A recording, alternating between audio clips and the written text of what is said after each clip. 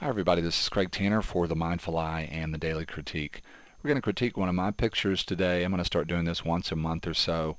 The images will fall into one of two categories. It'll either be an image like this, where I, in a perfect world, just wish I would have shot this differently, or they'll come from my blog at Light Diary. I get a lot of feedback over there I'm very thankful for, and every once in a while I get a constructive suggestion for improvement on one of my images, and I think, they're right, I wish I would have done it that way. So we may look at an image that comes out of the context of the feedback over at Light Diary.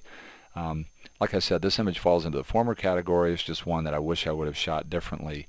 And so I'm going to, in some respects now, just kind of follow the normal daily critique format. I'm going to give you the metadata, talk about what I like, and then talk about what I would change. And this is my raw file, so I'm also going to show you a different version of this where I edited this, even though I'm not happy about the foreground, to make it look as good as I could with this just set of shapes and geometric ideas and visual content. The metadata here is that I shot this with a 16mm lens on a full-frame sensor camera. I shot at f11 at ISO 100, exposed the file for a second. And the backstory here is that I made this photograph on a day off after I'd taught a Tetons National Park workshop with Marty Jeffers. So I want to say a big thank you to Marty and a huge thank you to all the people who participated in the workshop. We had a great time. This is one of my favorite locations in the park as far as easy to get to locations. So I went back here on my first morning off, and it was very, very, very cloudy. In fact, I really didn't expect to have any color in the sky or any kind of light on the mountains. I thought it would be socked in all morning long. Because of that, I was working in more of an abstract way. I was shooting parts of the scene. I was looking at reflections.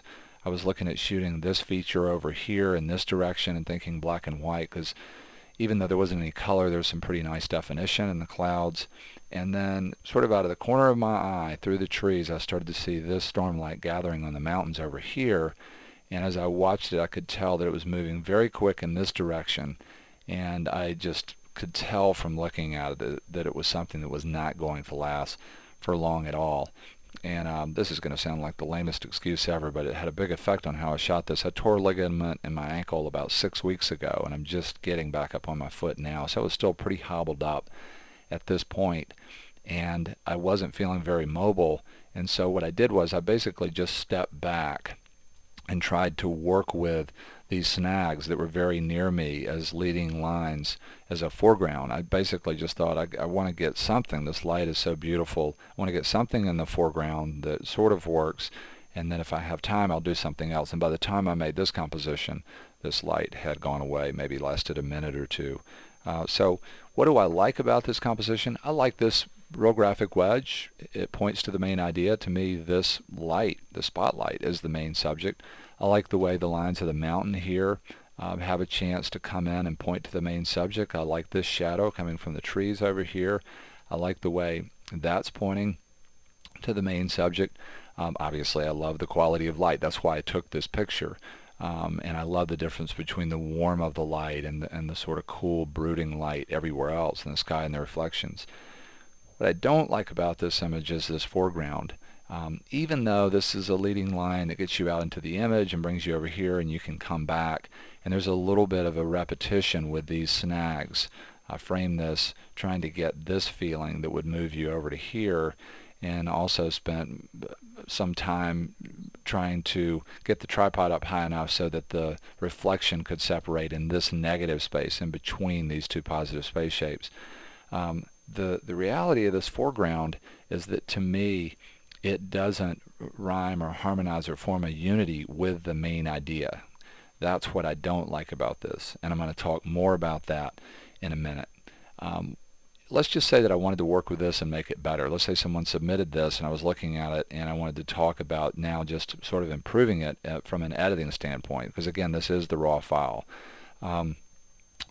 One of the things that I would want to change in this is color. Right now there's a feeling of two colors in this image. There's this warm earth tone where the warm light's hitting and this sort of muted cyan everywhere else. And two colors is not very dynamic, but please hear me say that it is not very dynamic in the context of this framing. So this is one of the things I wanted to talk about in the critique today. I think it's something that we can all forget, and I think boy, when I go out there and I read on the internet and I see what people are saying, particularly when people start to carp on the idea that somebody like me talking about things like rule of thirds is bad for photographers, I think even some of these people are missing something that's very important and basic when it comes to visual design. Rule of thirds, and the idea, let's say, that I'm talking about now of three colors being not only more dynamic but creating a more visually pleasing picture. This isn't just some arbitrary idea that comes from nowhere that applies to any shot. It is completely relative to the framing device that you're using. Right now, I'm using a 35mm framing device. I'm not cropping this square. I'm not shooting panoramic. And because of that, from the very beginning, I'm saying to the viewer, there's a very important relationship here in the most basic sense in the way that I frame this. That is dynamic. I have a long side of the frame and a short side of the frame. If we take the line and we cut it here, we now have three ideas. We've got the short side, the long side, and the total length. And we're also saying that we're cutting in a way that's asymmetric. That starts to mean that 1, 3, 5, 7 ideas, odd ideas, are going to form more of a visual unity or harmony with a framing device. It means that odd numbers of colors will form more of a harmony. And here's what's interesting. It also means that when I have a break like this in the image, that if it breaks in close to the same proportion as the overall length, if you took both of these sides and made them one long line and then cut them in a dynamic way, this cut happens in the same way. Look at this. If I frame this square, so let's say I go to a square frame, and I could center this and call myself an iconoclast and say that I'm breaking the rules. But in fact, and I hear people saying that, and I really wonder about that sometimes, wonder what planet they're on when they say that. Because if I center this, I am now in unity with my framing device. Now my subject is the same distance from sides that are all equidistant, and it's a unity.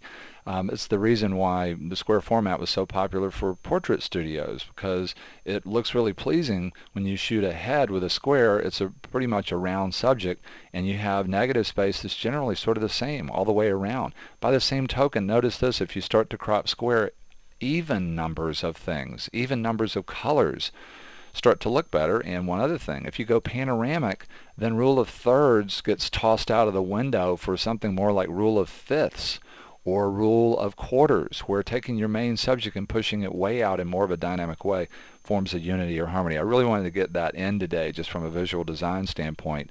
And